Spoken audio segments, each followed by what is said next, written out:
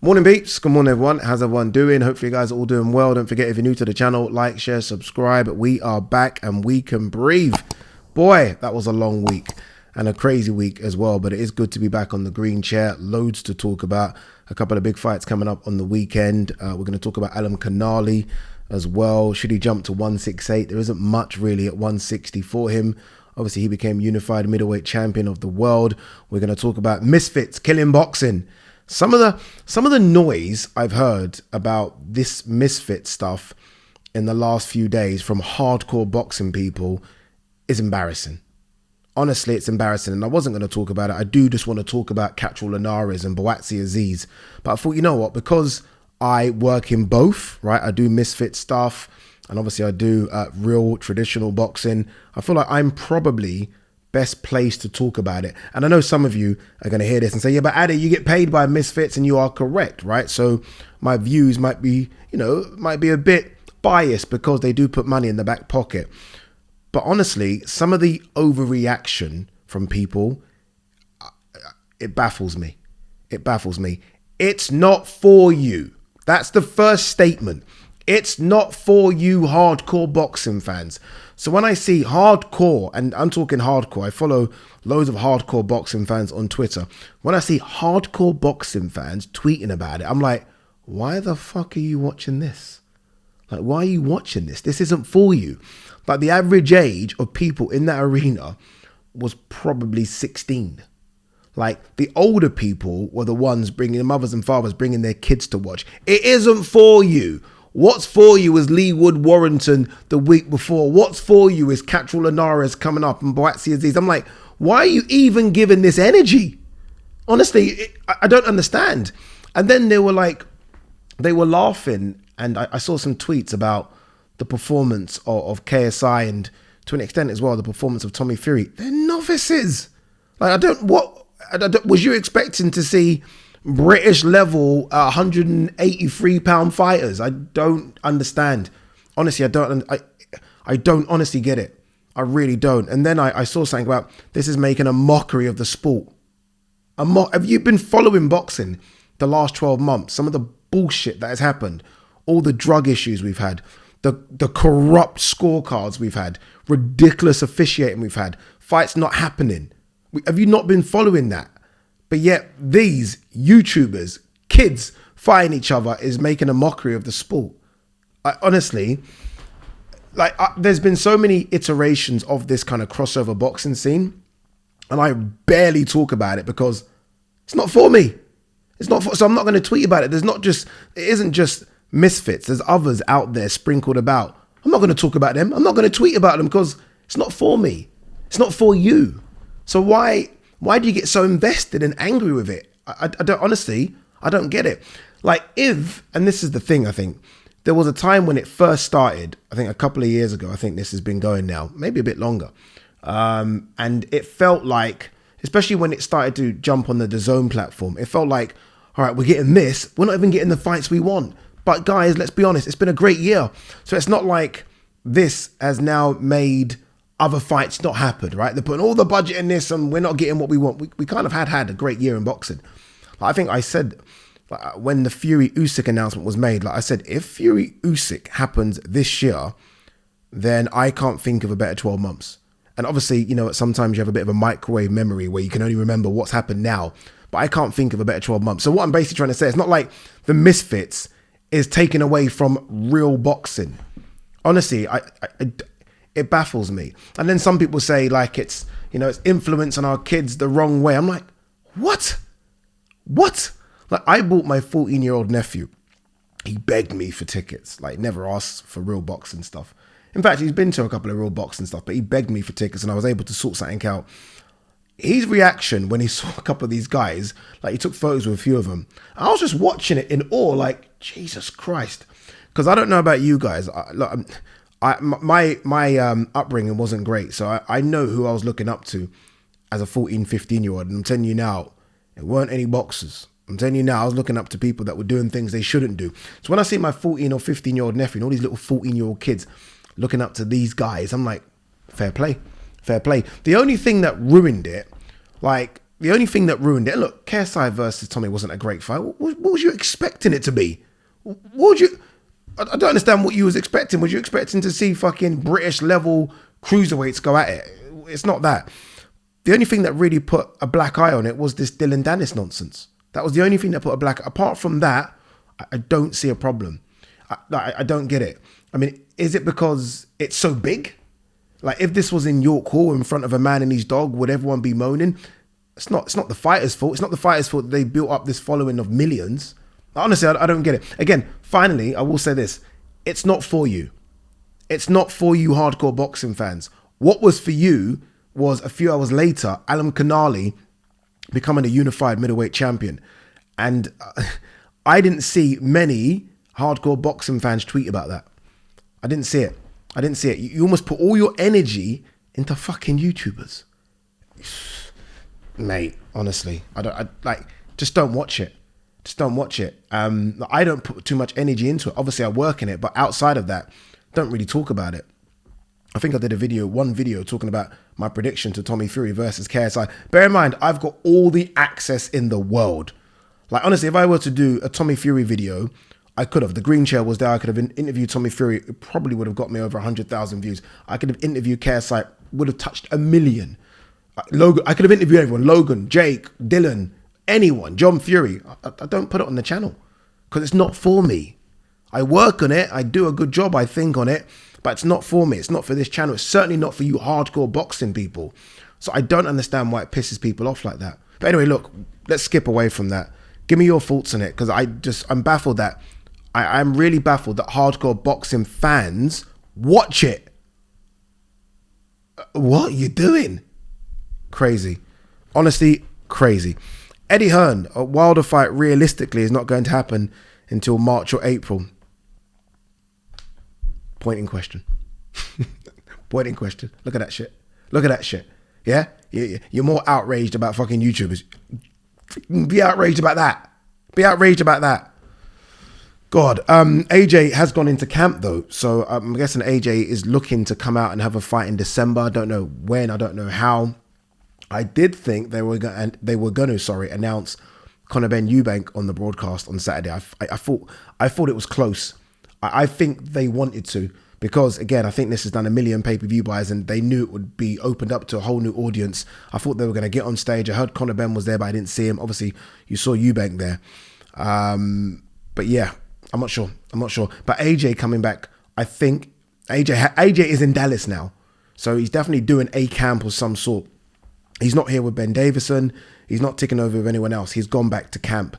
So hopefully there is some sort of an announcement about AJ having a fight. He wants to fight again by the end of the year. But again, as you saw there, Wilder AJ realistically won't happen until March or April. Wilder is just not fighting, is he? Like Wilder's obviously just decided, I'm not fighting until I fight AJ and make as much money as possible. He's not doing it.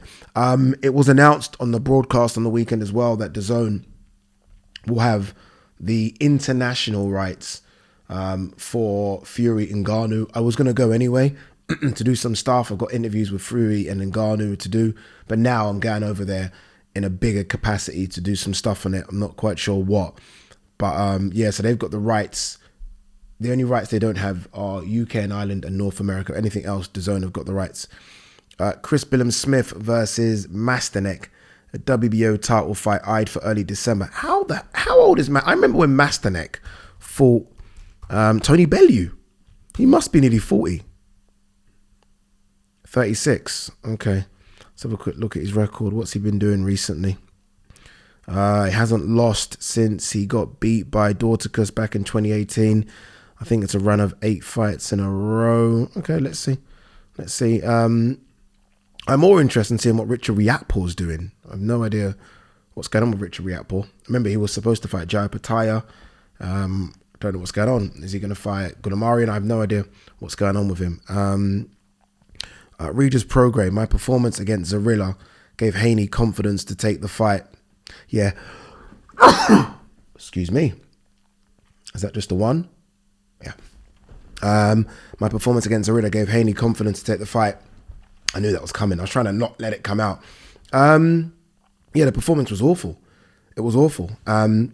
Haney, I think favourite in this one. I'm not sure if I'm doing this. I'm not sure. I've just got some massive news about me and my career, and I feel like it's gonna like clash with this. The idea initially was I think I was going to be out in America for like 3 weeks covering the Garcia Duarte fight, then this one, and then Sonny Bam. But I'm not sure if I'm out for any of those anymore, which is slightly disappointing, but it's for good reason. I will let you guys know about that a bit later. All right, let's talk about Azeez or Buatsi-Azeez. Right, I think Buatsi's the A side in this one. Coming up this weekend, I saw something about the ticket sales not being so good. Maybe they shot for the stars a bit too much with the arena. O2 Arena, was it 21,000? It was always going to be difficult for those two to sell it. Very, very difficult. Hopefully there is a nice crowd in there. They just black out. What you do is just black out half of the arena, and hopefully they can do 10,000. I'm not even sure if they can do that, but that doesn't take away from, I think, what will potentially be a fight of the year candidate. Both of these guys are going to go at it. Both of them are going to go at it. Let's just have a look at the full fight card. I know you've got Chamberlain versus Lawal on it as well, which will be good. Both of those will go at it. So I know some people are talking about the amount of tickets is sold. What does that mean? Why do you care? Just go and enjoy what will be a good night of boxing, and this will. All right, so DANIS, Buatsi, Lewis Green versus Sam Gilly. Lawal, as I said, versus Isaac Chamberlain. Karis Artenstall versus Vanessa Bradford. Michael Hennessy Jr. versus Joe Laws, Mick Hennessy's son. It's good. All I really care about is Lawal, Chamberlain, and Azeez Buatsi. I think that's going to be... Azeez Buatsi is going to be a very, very good fight, just because these guys know each other as well from sparring. Azeez's rise in the last few years, you have to respect. Again, the proper traditional route. This guy's gone from Southern area, English, British, Commonwealth, European. That's fantastic. And if he were to win this one, you can't deny him a crack at a world title. The only issue, obviously, is that the world champions that are there are just a level above. For Buatsi, a lot of people said he's dropping down a level. Maybe so, but maybe that's because our expectations and wants for Buatsi were so big. Like, I think by now, if you would have told me that Buatsi hadn't fought for a world title, I said you're crazy. Like, Buatsi's definitely going to fight for a world title, or even not fight for a world title, fight maybe a guy just below the top two, and he hasn't even really done that. But look, this I think is the kind of fight that will put him, especially if he wins this one, because he's gonna get gut checked in this fight. If he were to come through this one, then I think next it is that, or maybe next is Anthony Yard. But I think this is a good fight. Both of these guys like to fight very much in that phone booth style. Both can fight on the back foot. Obviously, Buatsi is a much more accomplished fighter and a better looking fighter, I think, than Azeez. But Azeez is going to make this nasty. Honestly, nasty. When you watch all of Azeez's fights, and most of them are on YouTube, go and check him out. He's always on the front foot and he is right on your chest. If you can't dent him, then know that throughout the night, for 12 rounds, you're here, he's here. He doesn't go there. He doesn't get a breather and, okay, let me do this and let you come onto them and maybe the counter puncher. No, he's there all night. So Buatsi is going to have to, and I think Buatsi is a lot bigger than him, going to have to bully him up close, turn him around, spin him to the ropes, bang, bang to the body and head, and fight on the back foot. The thing with Buatsi, though, and Buatsi can do all those things I was talking about, Buatsi loves a dogfight. Buatsi loves a dogfight. I saw it against Craig Richards. He just likes to get stuck in, which is why I say, fuck the ticket sales. This could be fight of the year. It could be. I'm swinging Buatsi. I'm telling you now, Azeez could win. And it's a shame. This is what I fucking hate sometimes about boxing. It's a shame that we're doing Catchall and Aras, because I would have been there. I would love to watch this up close. But if I wake up, or by the time we've closed the show on Saturday in Liverpool, and I find out that Azeez has won, I would be a little shocked, but not like, oh my God. I wouldn't be, because Azeez it's always, sometimes boxing's about momentum. And Azeez is like that right now. It's like that, isn't he? Where you could easily say Buatsi's kind of done that. He's almost stagnated a bit. He's stalled. The car is stalled. He needs to put a bit more petrol and engine into it. So, yeah, I think this is a cracking fight. I really do. It's a shame that neither have big followings, because this deserves to be in a packed arena. It deserves it. It does. I do think that we need a nice small arena in London.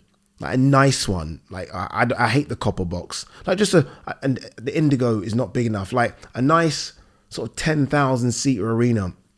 There was a lot of talk about MSG coming to Stratford. I always get like the paperwork and the sort of the architect's designs through. I don't think that's happening anymore. I think a lot of the residents have complained about it because of noise. But we do need a nice arena for guys like this because they were never going to fill the O2. But yeah, should be a cracking fight. I'm edging ever so slightly to Joshua Buatsi with no confidence. Honestly, with no confidence because, like I said, Azeez is going to make this horrible.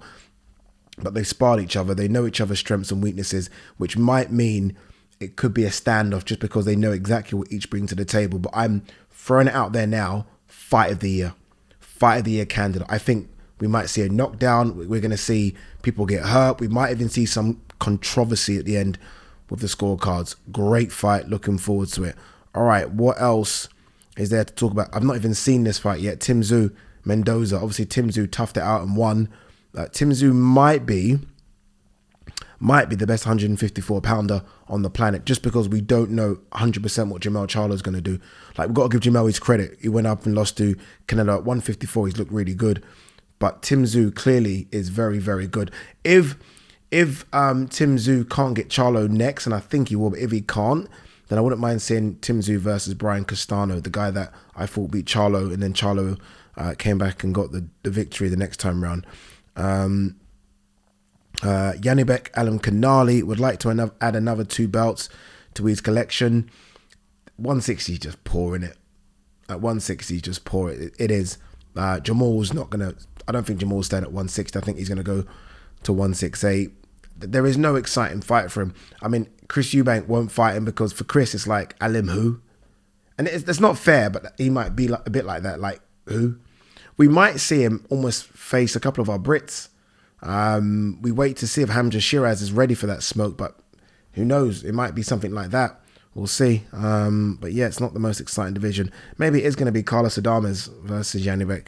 And even that, is that a big fight? I don't think so. 2 secs. Where are we? Miguel Bichel returned, stopped Diego Ruiz after 2 rounds. Miguel Bichel, scary fighter. He had back-to-back defeats, didn't he, though? So people kind of wrote him off. What weight was this fight at? Let's have a quick look. He is one scary-looking dude. Yeah, he got beat by Oscar Valdez. Got stopped in that fight at super feather. I think he's gone up now to lightweight. But yeah, he's back. Let's see what he can do. You know, there was a time when no one wanted to fight Miguel Bichel, like nobody. Oscar Valdez stopped him. That's a big win for Oscar Valdez. I think gets overlooked. But yeah, all right, guys, I think that is that. Apologies for my rant about Misfits and all that stuff. I just feel like people need to chill. Honestly, people need to chill. But we are back. Videos every day, as we always do. Peace and love.